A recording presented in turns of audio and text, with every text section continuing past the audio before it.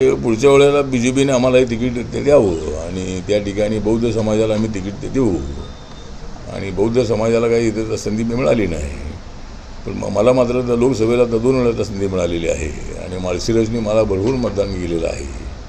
1 लाखापेक्षाही जास्त मताधिक्याने मला त्यांनी लोकसभेला पाठवलेलं आहे आणि त्यामध्ये विजयदादांचा फार मोठा वाटा आहे की आज विजयदादा जरी आमच्यासोबत नसले तरी मी त्यांच्यासोबत आहे. म्हणजे मी त्यांच्यासोबत आहे म्हणजे आमचे मैत्रीपूर्ण संबंध आहेत आणि आता मी इथं आलेलो आहे. मला पुढे कुर्डवाडला जायचं आहे.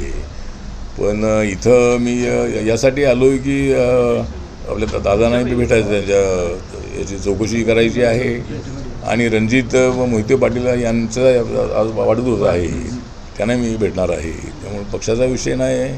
रणजित तर आमच्या BJPसोबत आहेतच आहे. दादासुद्धा BJPसोबत होते, पण कालच्या निवडणुकीमध्ये त्यांना तिकीट न दिल्यामुळं ते आमच्यासोबत राहिले नाही.